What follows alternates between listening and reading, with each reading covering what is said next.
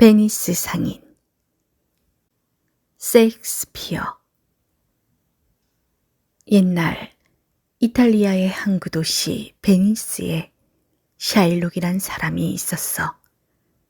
그는 가난한 상인들을 상대로 비싼 이자를 받고 돈을 빌려주는 고리대금업자였어.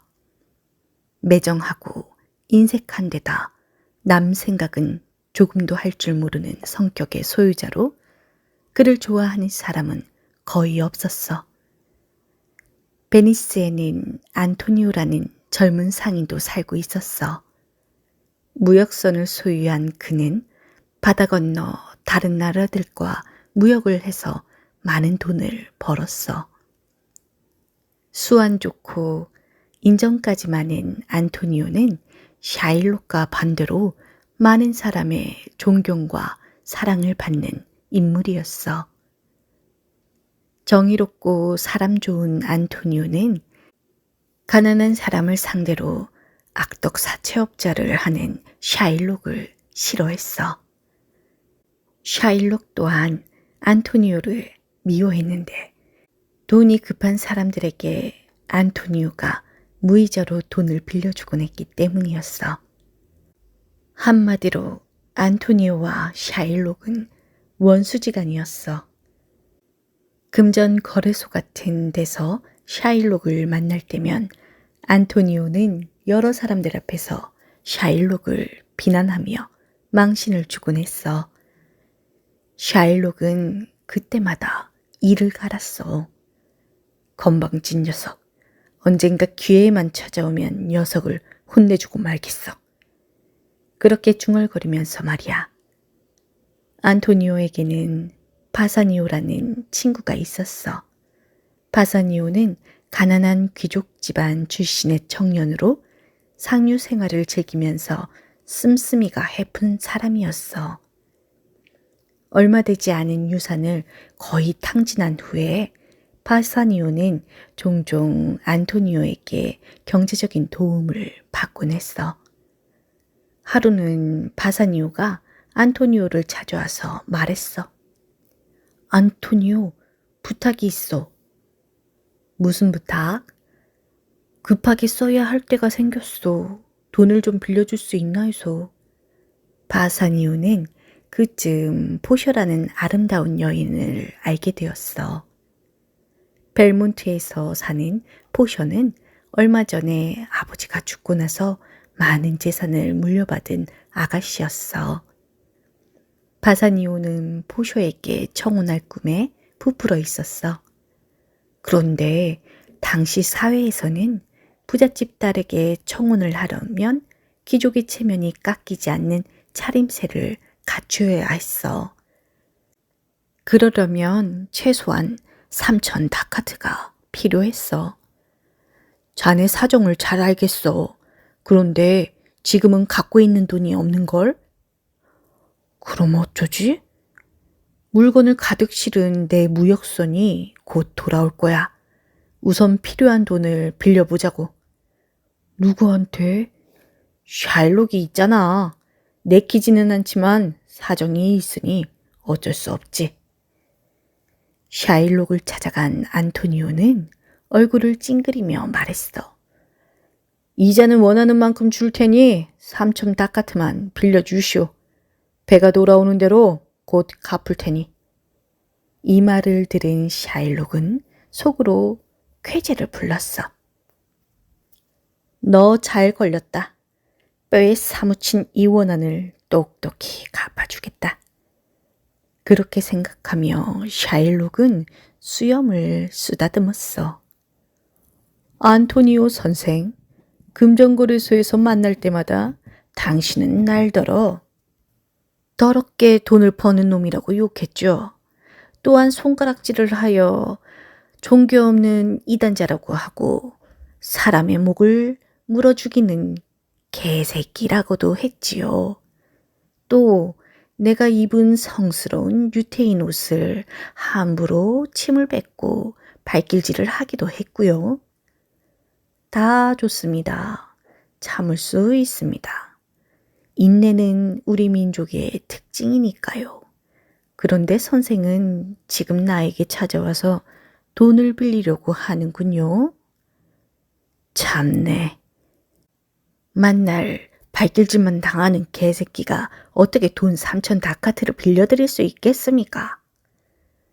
샤일록의 빈정거림에 안토니오는 당당하게 말했어. 샤일록 씨, 지금 내가 당장 앞에서 굽실거린다고 생각하지 마세요.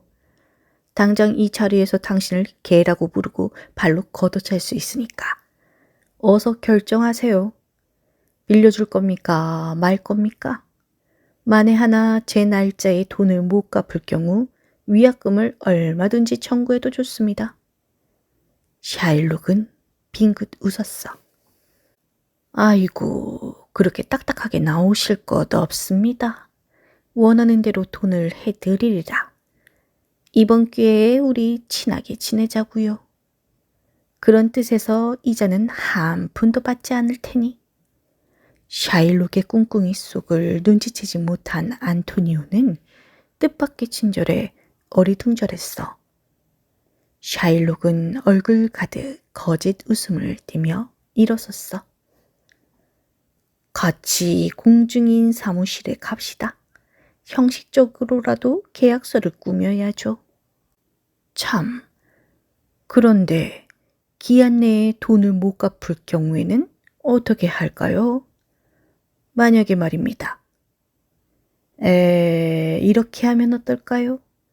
만약 제 날짜에 돈을 못 갚으면 위약금조로 안토니오 선생의 살을 딱 1파운드만 베어내기로 말입니다.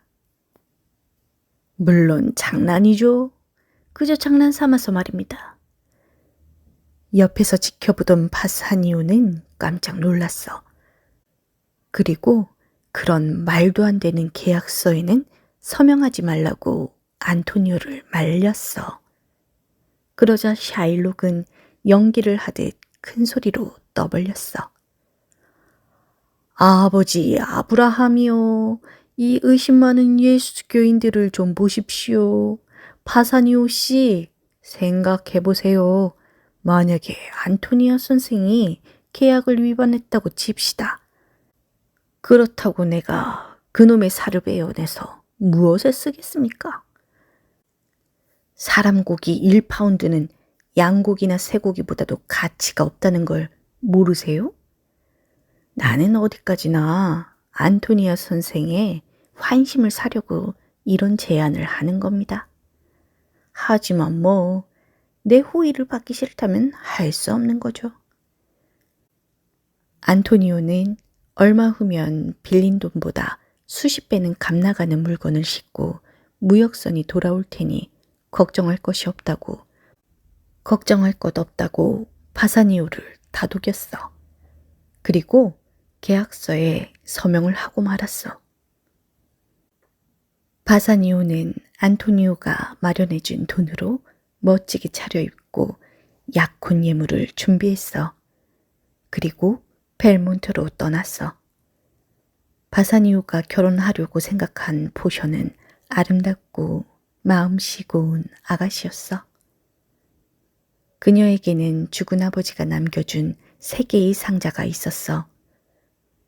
아버지는 이 상자들을 포셔에게 주며 유언했어. 결혼을 신청하는 사람이 있으면 3개의 상자 가운데 하나를 고르게 해라. 그 속에는 각각 메모가 있는데 그 말을 그대로 따라야 한다. 3개의 상자는 각각 금과 은 그리고 납으로 만들어져 있었어. 처음으로 포셔에게 청혼을 한 모로코 왕은 순금 상자를 택했어. 그런데 그 속에는 다음과 같은 글이 쓰여 있었어. 겉모양이 아름답고 속까지 아름다운 것은 아니다. 밖의 치장에만 신경을 쓰다가 속의 삶을 잃어버린 사람들이 세상에는 많았느니라. 황금으로 덮인 무덤도 속에는 구더기가 끓고 있다. 그대의 소원은 이루어지지 못할 테니 돌아가거라. 무르크 왕은 크게 실망하여 돌아갔어. 다음으로 포쇼에게 청혼을 하러 온 사람은 아라곤의 왕이었어. 그는 은으로 된 상자를 골랐어. 그 상자 안에는 바보 그림이 그려져 있고 바보의 손에는 다음과 같은 글이 쓰여 있었어. 이 상자는 내가 7번이나 다지고 다져서 만든 것이다. 그대도 그처럼 신중히 생각해서 상자를 택했더라면 실수가 없었을 것이다. 상자를 잘못 골랐으니 실없는 욕심은 버리고 어서 물러가거라. 아라곤의 왕은 화를 내며 돌아가고 말았어. 훌륭한 청혼자들을 줄줄이 돌려보내야 했던 포쇼는 깊은 절망에 빠지고 말았어. 하녀가 들어와서 말했어. 베니스에서 온 젊은 분이 아씨를 보러 왔습니다. 훌륭한 선물을 잔뜩 가지고 오셨어요. 새로운 방문자가 바사니오와 그레시아노라는 사실을 확인한 포셔는 말로 표현할 수 없는 기쁨을 느꼈어. 그녀도 내심 바사니오를 마음에 두고 있었던 것이었어. 잠시 후 바시니오가 3개의 상자를 마주하고 앉았어. 상자들을 말없이 바라보던 그는 나무로 만들어진 것을 골랐어. 그 안에는 이런 글이 쓰여 있었어. 외적인 조건으로 선택하지 않은 그대에게 행운이 있을 것이다. 그대의 선택은 옳았느니라. 앞으로 더 이상 새로운 것을 찾지 말고 이것으로 만족하여라. 그대가 택한 여인을 아내로 삼고 사랑하며 살거라. 바시니오는 그렇게 관문을 통과하고 청혼을 할 기회를 얻었어. 그는 포쇼 앞에 무릎을 꿇고 말했어. 아름다운 그대, 나는 이렇다 할 게 아무것도 없는 사람입니다. 자랑할 거라곤 귀족 가문에서 태어났다는 것뿐이죠. 하지만 맹세코 당신을 행복하게 해드리겠습니다. 그럴 자신이 있습니다. 포쇼는 품위 있고 겸손하게 대답했어. 저는 당신의 훌륭한 인품에 반했습니다. 이제 제 몸은 당신의 몸이 되었고 내가 가진 모든 것은 당신의 것이 되었습니다. 바시니오와 포쇼는 결혼을 하기로 했어. 사랑을 얻은 두 남녀가 행복에 젖어 있을 때 웬 심부름꾼이 바시니오를 찾아와 편지를 건넸어. 안토니오가 보낸 편지였어. 그리운 벗 바시니오, 매우 안 좋은 일이 생겼네. 도착하기로 되어 있던 내 배가 폭풍을 만나 바닷속에 가라앉았다지 뭐야. 샤일록에게 돈을 갚기로 한 날도 이미 지나고 말았어. 이제 나는 생살 1파운드를 잘라내야 할 운명이야. 잔인한 샤일록은 내 심장을 향해 날카로운 비수를 꽂겠지. 죽기 전에 자네를 한번 만나보고 싶군. 시간이 허락되면 내게 와주게나. 그 잔인한 유태인 놈이 약속한 날짜가 지났으니 돈은 절대로 받지 않겠다고 했다더군요. 편지를 가져다 준 심부름꾼이 말했어. 빌린 돈의 20배를 주어도 싫다고 하더래요. 약속대로 생살 1파운드를 베어내고야 말겠다는 거죠. 바시니오는 눈앞이 캄캄해졌어. 상상도 하지 않았던 친구의 위기였어. 그는 포쇼에게 자초지종을 털어놓았어. 포쇼도 크게 놀라는 표정이었어. 세상에, 그렇게 좋은 분이 그런 일로 머리카락 한 오락이라도 다쳐서는 안 되죠. 어서 그분께 가보도록 하세요. 빚진 돈의 20배라도 갚을 돈을 드릴 테니까요. 하지만 가기 전에 먼저 교회 목사님께 결혼식을 부탁해요. 두 사람은 서둘러 결혼식을 올렸어. 그리고 바시니오는 다급하게 베니스로 향했어. 베니스에 도착하니 안토니오는 벌써 감옥에 갇힌 신세가 되고 말았어. 바시니오는 부랴부랴 샤일록을 찾아갔어. 그러나 이 잔인한 유태인은 바시니오가 내미는 돈을 받으려 하지 않았어. 오로지 원하는 것은 안토니오의 몸에서 살 1파운드를 베어내는 것이라고 끝까지 고집을 부렸어. 이 끔찍한 소송은 마침내 베니스 총독이 주재하는 재판정까지 가게 되었어. 한편 새신랑을 베니스로 보낸 포쇼는 안토니오가 걱정되어 견딜 수가 없었어. 남편과 친구가 위기를 넘기도록 자신도 돕고 싶었어. 좋은 방법이 없을까 궁리하던 포쇼는 벨라리오라는 법관을 떠올랐어. 그는 가까운 친척이었어. 포쇼는 사람을 시켜 벨라리오에게 조언을 부탁하는 편지를 보냈어. 더불어 그가 입는 법복도 빌려달라고 했어. 재판 당일 포쇼는 베니스에 도착했어. 그리고 법관 옷을 입고 법관으로 가장해서 법정에 들어섰어.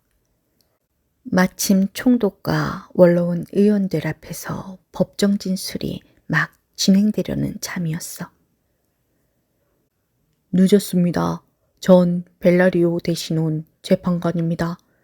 포쇼는 굵은 남자 목소리를 흉내내어 그렇게 말하고 재판관 자리에 앉았어. 곧바로 재판이 시작되었어. 피고 안토니오와 원고 샤일록이 법정으로 들어섰어. 재판관으로 변장한 포쇼가 샤일록을 향해 질문을 던졌어. 당신이 샤일록입니까? 네, 제가 샤일록입니다. 샤일록, 당신은 이 계약서에 명시된 대로 안토니오의 살 1파운드를 베어낼 권리가 있습니다. 이번에는 안토니오를 바라보며 물었어. 당신이 안토니오입니까?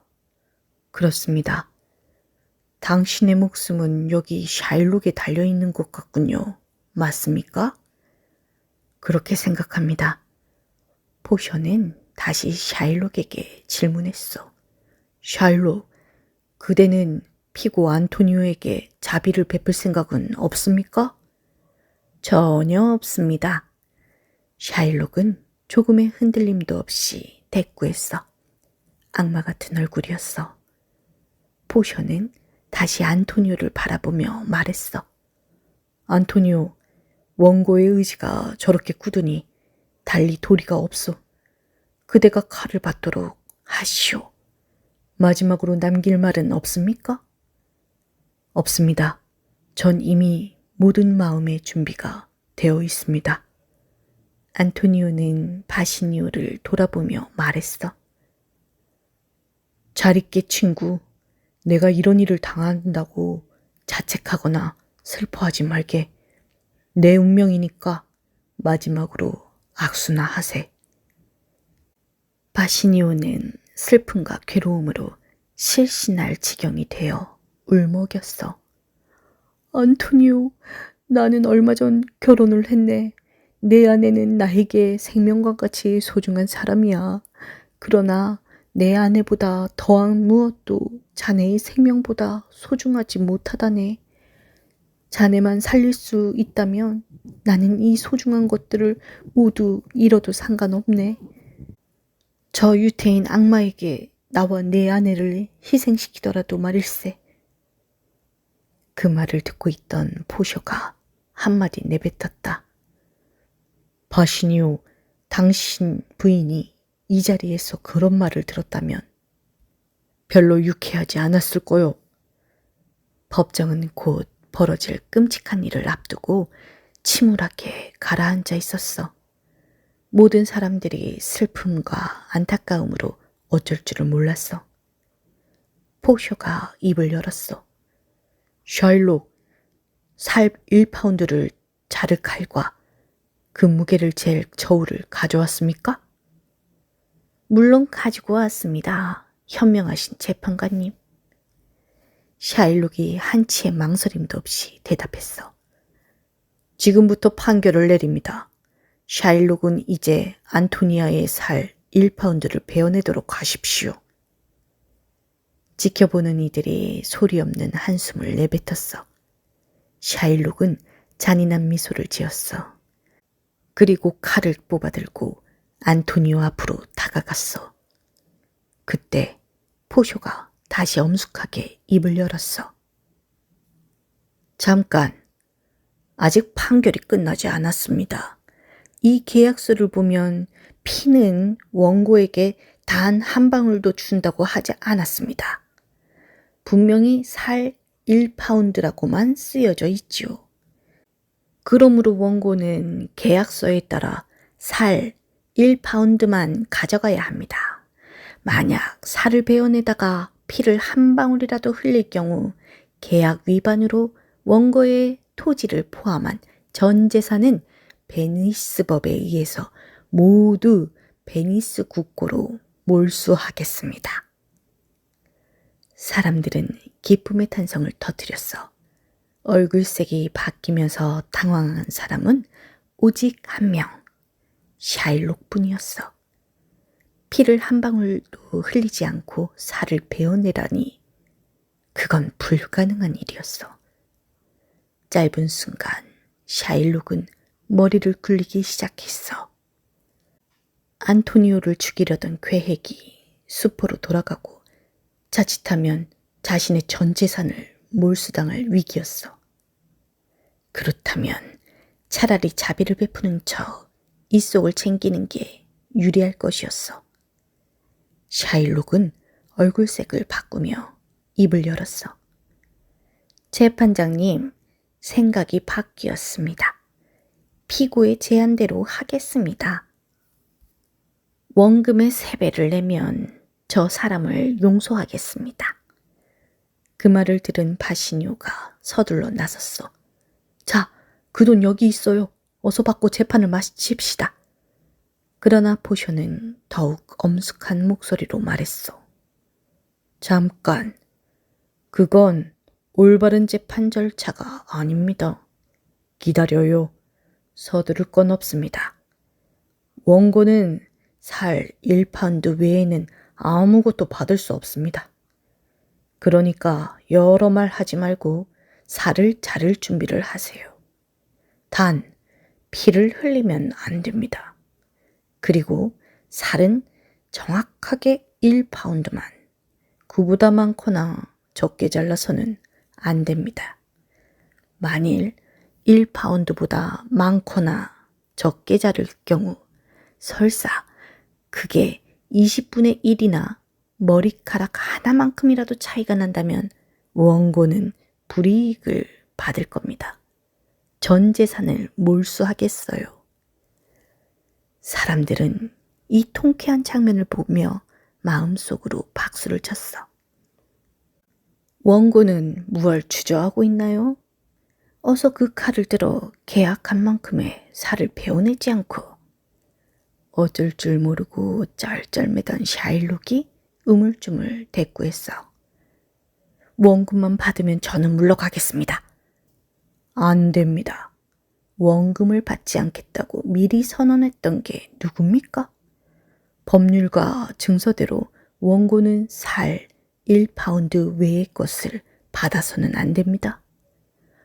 원금만이라도 받으면 이만 물러날 수 있는데. 바시니오가 다시 나섰어. 아까부터 그 돈을 준다고 하지 않았어요. 여기 있다니까. 포쇼가 이를 제지했어. 아직도 법률상의 문제가 남아 있습니다.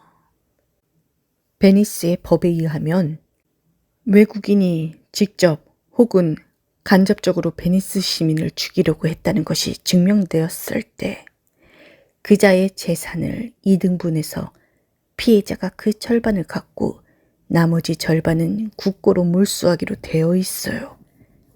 그리고 범죄자의 생명은 오로지 총독님의 관용여 하에 달려 있습니다. 샤일록, 그대의 죄명은 바로 여기에 해당합니다. 직접 간접적으로 피고의 목숨을 빼앗으려고 계획한 것이 명백하니까. 잠자코 판결을 듣고 있던 총독이 앞으로 나섰어. 그리고 엄숙하고 근엄하게 말했어. 그대가 애걸하기 전에 그대의 목숨만은 살려주겠다. 우리 기독교인의 정신이 유대교인의 정신과 다르다는 것을 보여주기 위해서다. 그러나 재산의 절반은 안토니오에게 주고 나머지 절반은 국고에 넣겠다. 이때 안토니오가 나섰어. 그는 진심 어린 자비를 구했어. 주제넘은 말씀입니다만 제게 주어질 이자의 재산 절반은 받지 않겠습니다. 듣고 있던 사람들은 말없이 고개를 끄덕였어. 대신 조건이 몇 가지 있습니다. 총독님께서 목숨을 구해주셨으니 샤일록은 특별한 은혜를 입었다 할 수 있을 것입니다. 그러니 샤일록에게 당장 기독교로 개종하도록 명해 주십시오. 그리고 천하의 구두쇠 샤일록이 장차 사후의 일체의 재산을 딸 부부에게 양도한다는 증서를 이 법정에서 쓰도록 해 주십시오. 샤일록에게는 아버지의 반대를 무릅쓰고 얼마 전 기독교인과 결혼한 외동딸이 있었다. 딸에게 무척 화가 난 샤일록은 유산을 한 푼도 물려주지 않겠다고 선언했는데 안토니오가 이런 사정을 떠올린 것이었다. 안토니오가 말을 마치자 총독은 샤일록에게 물었어. 원고의 생각은 어떻소? 만일 거부하면 지금 공표했던 사면을 취소하겠소. 샤일록은 힘없이 대꾸했어. 시키는 대로 다 하겠습니다. 지켜보던 사람들은 환호의 박수를 쳤어. 긴장감 넘치던 재판정은 멋진 판결과 함께 성공적으로 끝이 났어. 밤이 되었어. 바시니오의 집에서 승리의 기쁨에 도취되어 이런저런 이야기를 나누던 바시니오와 안토니오는 깜짝 놀라고 말았어. 포쇼가 조금 전 법정에서 명쾌하고 훌륭하게 재판을 이끌었던 젊은 재판관이었다는 사실을 알게 된 것이었어. 바시니오는 자신의 아내가 그토록 현명하고 재치 있는 여자였다는 사실에 거듭 감탄했어. 바사니오 씨는 어쩌면 자기 아내를 몰라볼 수 있죠. 아무리 편장을 잘 했다고 해도 그렇지. 누군가 익살스럽게 바사니오를 나무랐고 사람들은 즐거운 웃음을 터뜨렸어. 포셔가 미소를 머금고 안토니오에게 말했어. 제 남편에게 이렇게 좋은 친구분이 계셔서 저도 기쁩니다. 그러면서 포셔는 편지 한 통을 내밀었어. 자, 여기 기쁜 소식이 또 하나 있어요. 그 편지에는 폭풍 후에 파손된 줄로만 알았던 안토니오의 무역선이 무사히 항구에 도착했다는 반가운 소식이 쓰여 있었어. 재산을 모두 잃고 목숨까지 빼앗길 위기에 있었던 안토니오는 뜻밖의 소식에 벌어진 입을 다물지 못했어. 그날 저녁 바사니오의 집에서는 밤늦도록 파티의 불빛이 꺼질 줄 몰랐어.